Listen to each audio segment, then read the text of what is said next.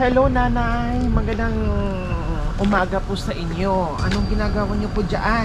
Panggulay po. Panggulay, gulay na Lagyan ng bagoong tsaka luya. bawal po yung manguha dito sa tabi ng kalsada, delikado.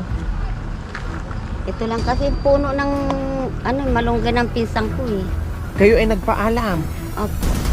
Ako ang may-ari dyan kaya dapat sa akin kayo nagpaalam. O anong pangalan ni nanay? Clarita. Si Nanay Clarita nanguha ng bunga ng malunggay. O bakit parang pinaghihiwalay-hiwalay nyo po yan? Siyempre, ano ko rin yan, iiponin ko. O ano ba ang hanap buhay ni Nanay Clarita? Yun, nagkuha ng suso. Tapos, nakikipaglaba. Labandera si Nanay Clarita. Bukod sa paglalaba, nanguha kayo ng suso at binibinta nyo rin, Opo. malamang. Oh, Pag may sobra, pang ulam. opo. Ngayon walang ulam, kaya naisipan yung kumuha ng Malunggay. malunggay na bunga ng malunggay. Wala na? Tapos na kayo manguha? Wala na? Marami pa nanay. Ayan Tama na kasi, marami na to. Ha? Marami. Marami na? Sinong kasama nyo po sa bahay, Nanay Clarita? Yung isang anak ko, yung bunso, Nasaan po si tatay? wala. Nasaan? Bakit nawala? Wala na, patay na eh. Patay na. Ilan po ang anak nyo? 4. 4. So ang kasama nyo po sa bahay yung Yung bunso bunso nyong lang. anak. Anong trabaho? Wala, nag-aaral eh. Nag-aaral pa. Nanay, saan ba ang bahay nyo? Doon po yung nasira dito ay Diyan lang din sa tabi ng kalsada? Okay, sige, pwede bang pumunta tayo doon? Ayan po mga kabayan, no? Madiskarte talaga. So ito yung sinasabi natin mga kabayan, no? Pag walang ulam, pag may pananim lang sa gilid-gilid o manghingi ka, ay ulam na. Importante talaga ay may bigas. Kayo po ba ay may bigas, nanay? umutang ako doon sa kabila. Humiram kayo ng bigas. Pinahiram naman kayo. 1 kilo. 1 kilo kailan nyo bayaran? Pag nabenta to. Hindi sa linggo ko babayaran niya. O bakit may pambayad ka sa linggo? Anong meron sa linggo? Magkukuha ko ng suso, tapos ibibinta. Talagang maano si nanay, no? Masipag na nanay. O kita nyo naman, walang ulam sa bahay. Gumawa ng paraan, naglakad-lakad. Plus, nanguha ng bunga ng manggulay. Kundi masarap pa to, ulam, masustansya pa. Okay, ngayon, syempre, pupunta tayo sa bahay ni nanay. Nanay, tara, punta tayo sa bahay nyo. So, ayan mga kabayan, punta tayo sa bahay ni nanay.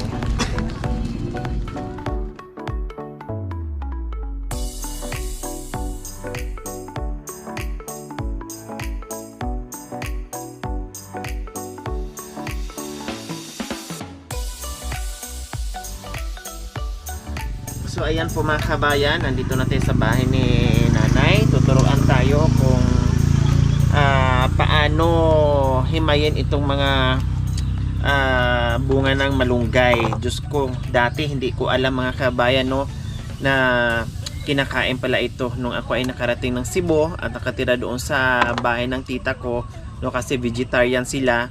So doon ako natuto at nung unang tikim ko ay talagang nasarapan talaga ako agad. So ganyan siya. Tanggalan mo ng balat, kunti lang, manipis lang, wag masyado kasi pag yung kapalan mo, kundi wala na ring matitira. Yung tama lang na lumambot siya pag niluto mo, tapos sipsipin mo siya. No, kailangan mas sipsipin mo siya kasi makatas ito mga kabayan at manamis-namis yung kanyang katas. Ayan po mga kabayan. So ganyan lang siya, ha. Wag masyadong makatal. Masarap to siya mga kabayan, igisa sa kamatis, no? Igisa sa kamatis o pwede naman igisa sa bagoong, no? Tapos sahugan mo ng pwede naman pork konti, no? Konting-konti lang para lalo siyang lumasa. Pero kung wala, pwede na kahit kamatis mga kabayan. Ako kamatis, ayos na, kunting bagoong, ayos na, masarap na siya. Talagang mabubusog ka na. Ganyan lang mga kabayan. Tapos, yung 1 kilo nyong bigas, Nanay Clarita, Paano mamaya? Mamayang gabi na naman. Hindi kasi ang saing namin, madam, isang isang takal lang. Isang taka lang? Tapos ilan kayo kakain? Dalawa. Kaya yung 1 kilo ay ilang araw po yung sa inyo? Bali, mga 3 beses sa ingan. So, ang anak mo ngayon nasa eskwelahan? Hindi. Ha? Ayan siya, oh. Saan? Ano siya? Ay, ito yon? Kaninong anak ito? Sa kanya. Nag-aaral yan, nagganyan. May anak na pala yung sinasabi mong 17 years old na estudyante? So, 3 kayo dito. Yung pangatlo yung apo mo. Nasaan yung asawa niya? Wala. Nagulat ako. Ito pala. So, may kasama. Ngayon, ang nangyayari sa kanya, nagmumodule siya. Hindi niya maiwanan yung bata. Walang magbabantay. Saka ayaw niya ng buti. Gusto talaga didi sa ina. Buti kahit papaano nagtuloy-tuloy pa rin siya sa pag-aaral niya. Anong grade siya ngayon? 11. Grade 11, so 3rd year high school. Nasaan yung tatay? Kilala nyo? Nasa siya, Malasiki. Nagtatrabaho na? Sa trabaho daw. Nagbibigay naman ng sustento para sa bata. Wala pa.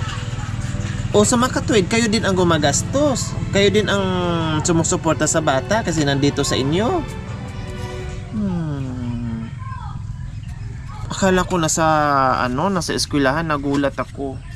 Nandito tinuro ni nanay, ito pala yung anak ni nanay na sinasabi niya 17 years old.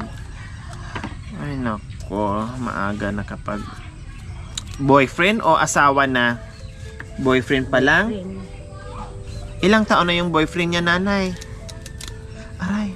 18. Nahiwa ako. Hindi kasi ako marunong pag ganito magbalat na yung yung ginagaya-gaya ko kasi si nanay. Gusto ko may yung ganyan, may sangkalan. Aray, nahiwa tuloy yung yung hintuturo ko. Okay, nanay, tamang-tama po talaga, no, yung akyat nyo sa itaas at nanguha kayo ng mauulam nyo. Sumakto naman yung pagdaan namin.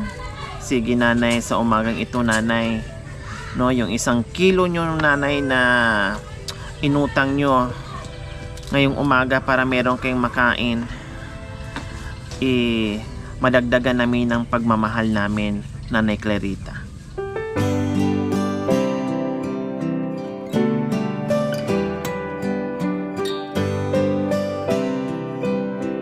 Mga kabayan, nanguha ng bunga ng malunggay, humiram ng 1 kilong bigas sa kapitbahay at babayaran daw ni nanay, ibabalik daw ni nanay sa sandipa, no, para makautang uli at manguha muna ng suso bago mabalik yung 1 kilong bigas. Talaga napakabait ng Panginoong Diyos, no. Alam niya kung saan tayo pupunta, kung saan tayo tutungo para madaanan natin na mayroong isang Nanay Clarita na nangangailangan ng ating pagmamahal. Kaya Nanay Clarita, hindi lang ito, meron ka pang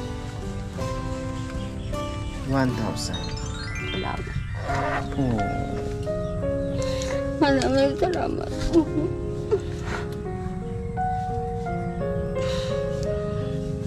Nagulat si Nanay Clarita, hindi niya akalain. Alam ko kung gaano yung pinoproblema ni Nanay Clarita sa araw-araw yung pagkain nila para sa pamilya at meron pang apo na sinusuportahan, no. Kaya hindi napigilan ni Nanay Clarita na tumulo, no, umiyak sa hindi niya inaasahan na matanggap niya ngayong umaga. O, di ba? Walang anuman po, Nanay Clarita. Ayan po yung nagagawa natin, mga kabayan.